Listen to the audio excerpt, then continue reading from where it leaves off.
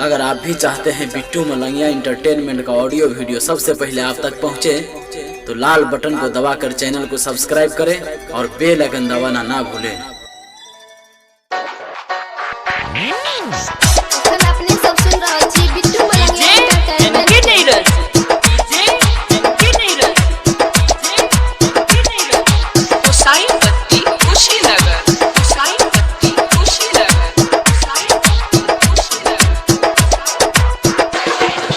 प्यारी में तू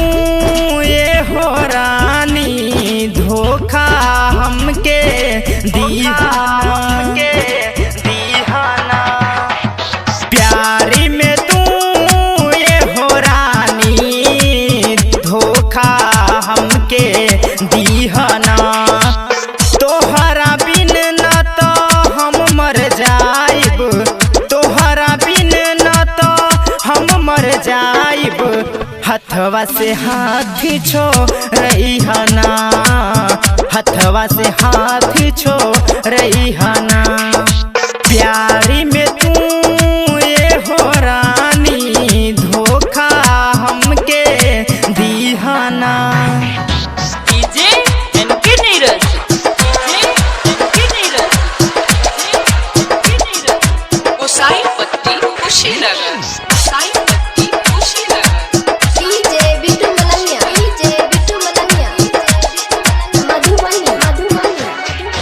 कैसे भुलाइब हम तोहरी याद हो हर घड़ी हमके सतावेला सोरहु सिंगार हमर करेला हाला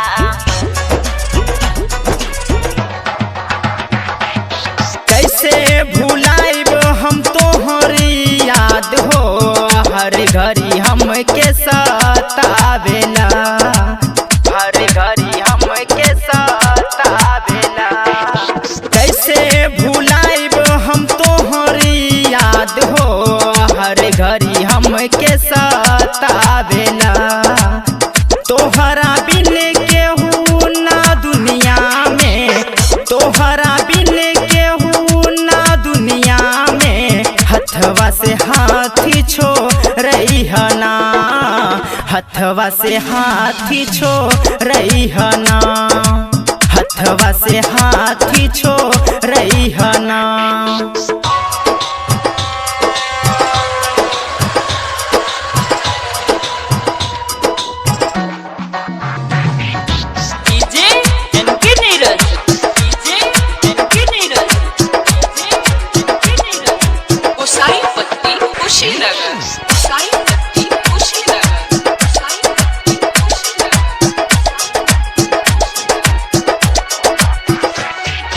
दिल में हम तोहरा के रखनी बसा के चल गइलू रानी तू हो हमके रुआ के चल गइलू रानी तू हो हमके रुआ के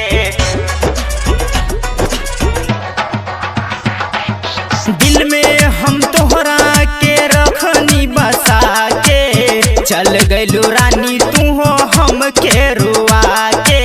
चल गइलू रानी तू हो हमके रुआ के हैनी दीवाना हम प्यार में हैनी दीवाना हम प्यार में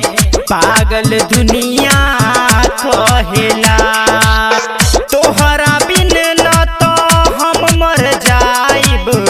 तोहरा बिन न तो हम मर जाइब हथवा से हाथ छो रही हना हथवा से हाथ छो रही हना। डीजे बिट्टू मलंगिया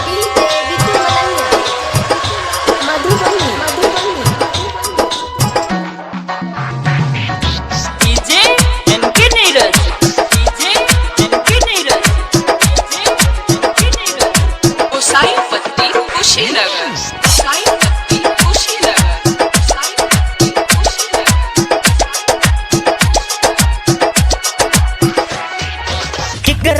से कही दुख कहलो ना कहाला तोरा बिना चांद के न रहलो ना जाला तोरा बिना चांद के न रहलो ना जाला।